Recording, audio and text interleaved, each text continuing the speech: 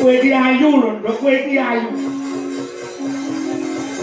Kowe nang desa kene iki diarani kembang desa. Nek diarani kembang desa iki tegese wong sak desa kuwi ayu dhewe kowe lah. Kanca-kancamu sekolah wis mondong anak siji. Mondong anak loro. Lah kowe sak yaine urung krentek, urung duweni sedya palakrama jane apa kowe pengen rabi ngenteni aku mati lho dhisik. Oh, kowe iso iki.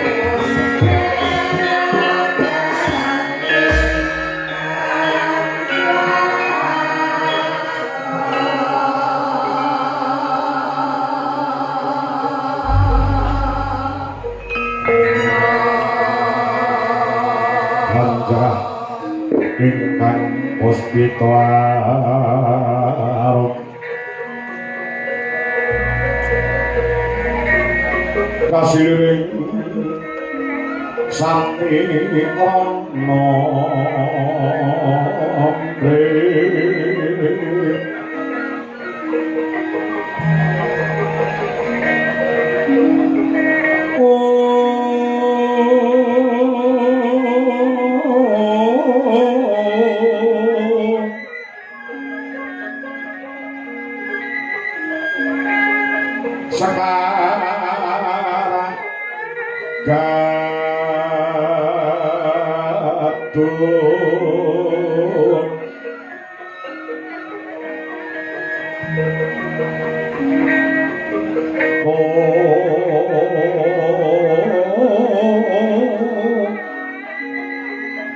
nas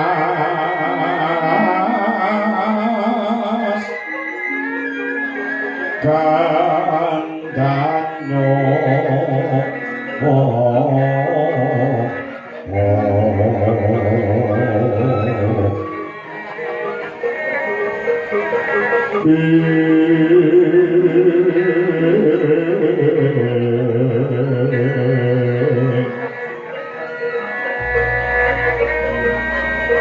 Maweh hararas naning driya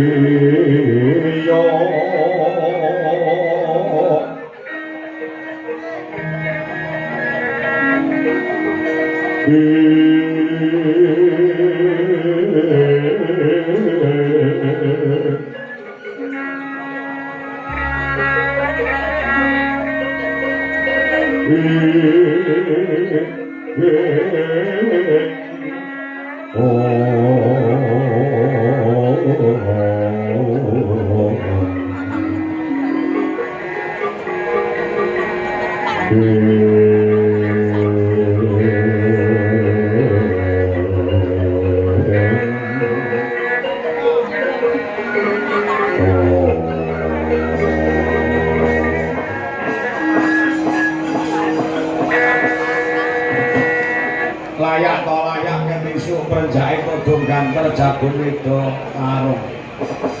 tejo sulaksana tejane wong anyar kabar ndas ki lek botak ya iki gua nuwun sewu njaluk ngapura sadurunge pancen urung nate pinanggya tegese urung nate petruk kepengin manuh pekasane mitambuh panjenengan kuwi sapa Raden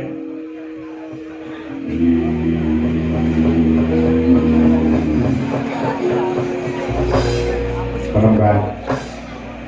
nderek tepung Anggradewana dina samangko aku njaluk pangapura tumeka ning pratapan Cemara Gading tanpa kabar marang panjenengan sang Penemban Begawan Jayeng sabdo nuwun sewu sak blebetan kaya nanti weruh nanti semerep wonten ing layar kaca sampeyan ki sapa satriya Pringgondani Raden Gatotkaca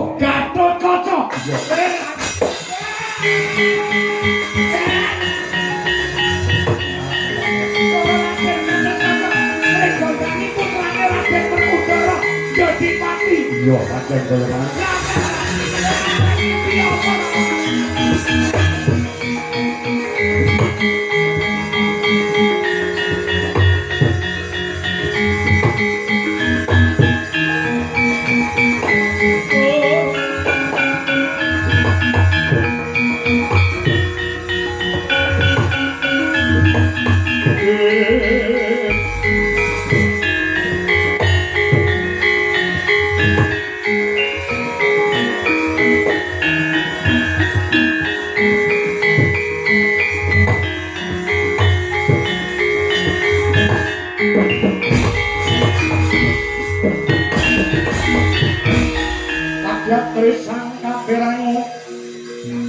Tari nangkul kinempet-kempet dosan ngarat naning dawono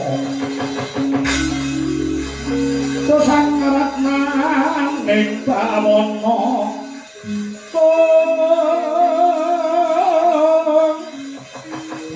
yo si tukang walang ati yo si tukang ngasing jas yo si tukang untuk hari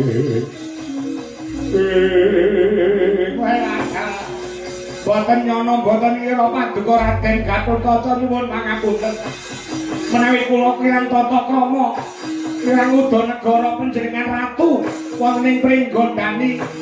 kiranging tata krama udan negara kang sarta unggah-ungguh kula nyuwun pangapunten ora dadi baya mengapa bener pancen panjenenganmu sadurunge urung tepung lawan aku kula niku pun ngikuti panjenengan wonten ing donya semu menika kula ngikuti panjenengan mila kula ngertos panjenengan rumiyin nalika isih umur setahun nalika semanten dados jagone para dewa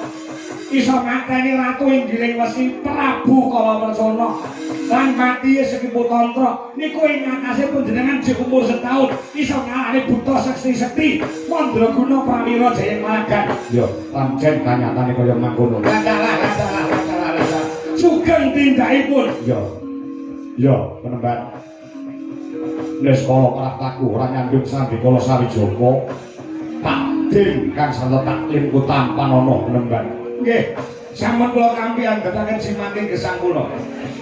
Napa nuwun sewu panjenengan badhe nglamar anak kula wedok niki? Bosip. Nek dikersane sakniki monggo dipun beto kemawon. Pancen kula ndang pengen duwe mantu, saya duwe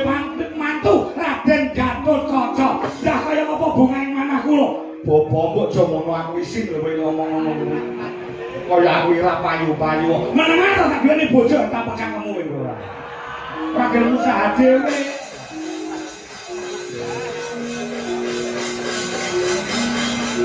Wonten wigatos menapa keparenga kula pun jayeng sabda nenggo dawuh menawi keni winedhaing angkatah kula semedya nganuaken jaga ning karna nyadong remenan sabda sabdanipun Raden Jabang Keruka. Ngene lho.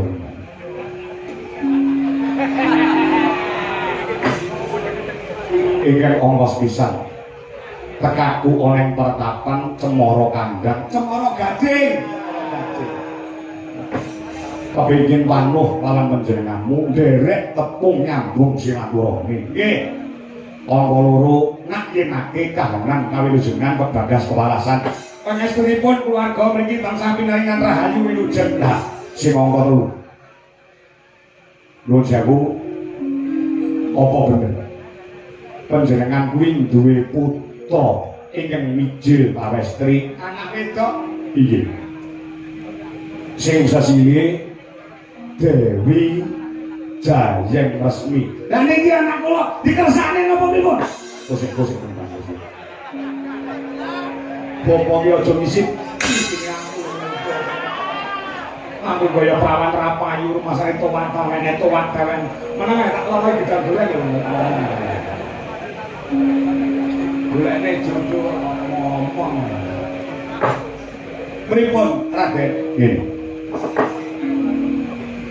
Kares-kures Bloko Suto Blak Kotang terserang tekaku rene bakal ngebun esuk ngudan sore tegese nglamar marang putramu putri sing jenenge Jayeng Resmi. Monggo apa sih kok monggo mboten tau desa niki tau ngawon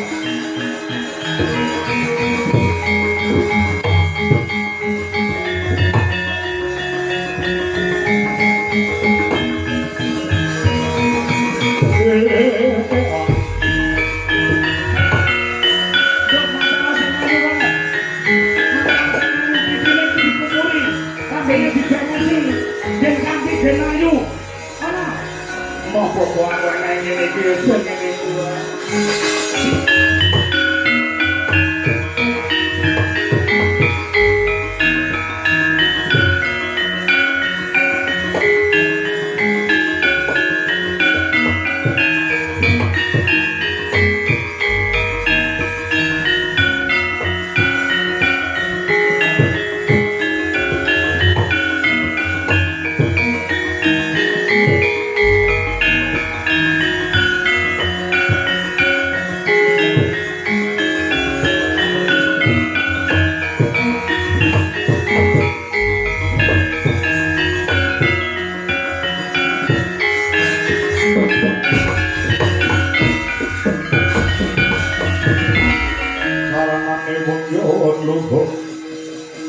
betah apa kurang golek eling masalah jatmiko yen wacana kudu manis yen wacana kudu manis menawi badhe ngamal dumateng anak kula monggo DKS kadidene kejubrukan kukir sari kedabaran segara mandu pancen kula menika ndabak-ndabakaken anak kula wedok iki namung setunggal anak kula nggih namung setunggal menika kula pengin duweni mantu kepengin gendong putu kasampun paduka tindak mriki menawi badhe dipun lamar panjenengan Raden Gatotkaca kula tampi sak menika ugi Gusti aku tak matur tekaku rene pancen bakal nglamar putramu putri si Jayeng Resmi lha nggih ning ora nggo aku lho lajeng kanggo sinten kanggo adikku Bambang Wisanggeni dina samangka sajake wis nibake rasa tresna kelawan anakmu wedok si Jayeng Resmi kula aku minangka laku duta tegese utusan saka adikku Bambang Wisanggeni apa diparengake putramu putri tak boyong minangka dadi jatuh krama tegese bojone adikku Bambang Wisanggeni bumi kunjang kanjeng langit kelap-kelap katon lilin saking alis risan lawet kandung sambarang kadulu sambarang kadulu ukir moyak mayit saking jabali lumari sang kandung duhari sumitra pamoyo paranda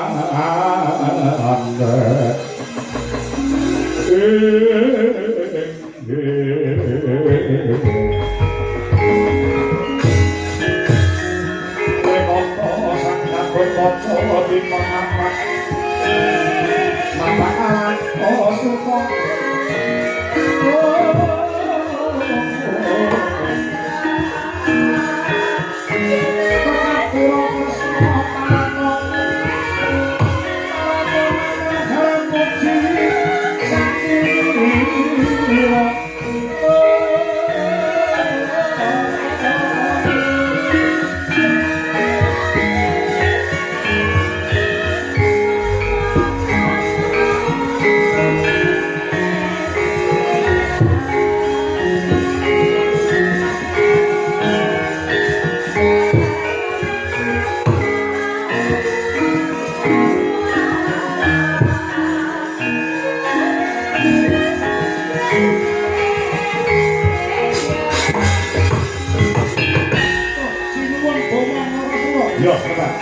aku sing kok ngarak sing yo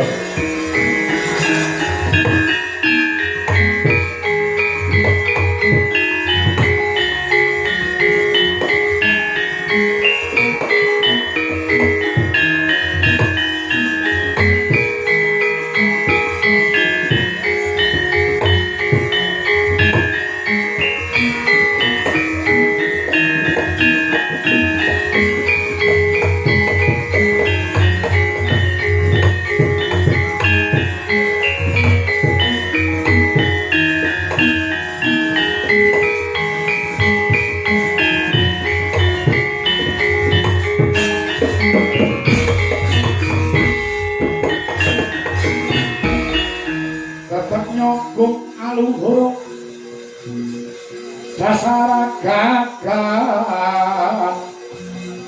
wananipun Kanjeng Sri Marapati raja kang ngabala ratu kota maneng katon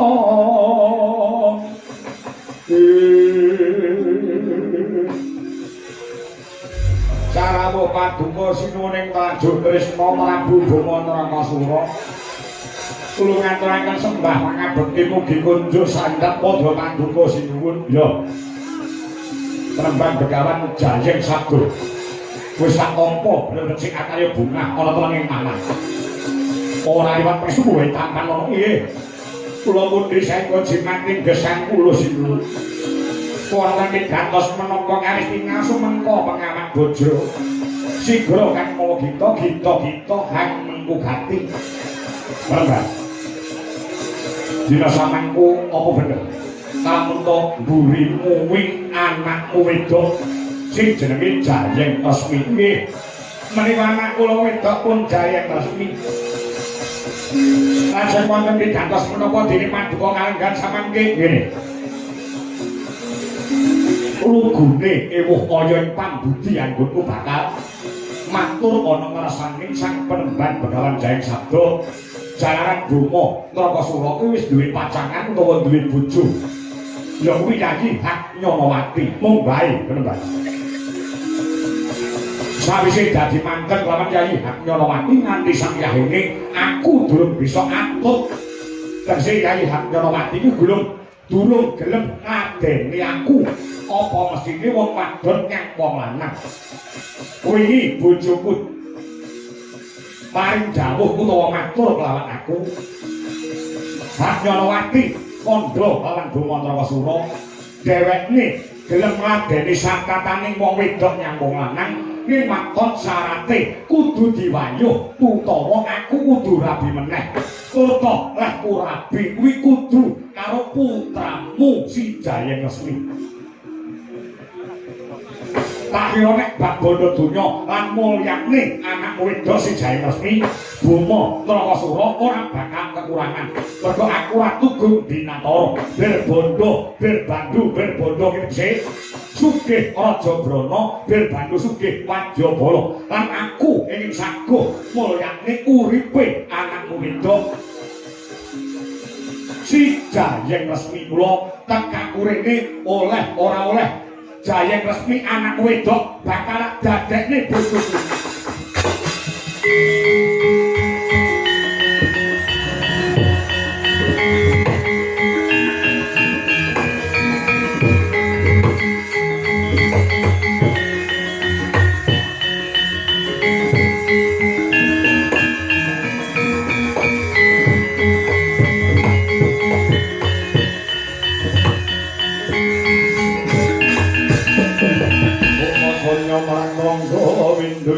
amun-amun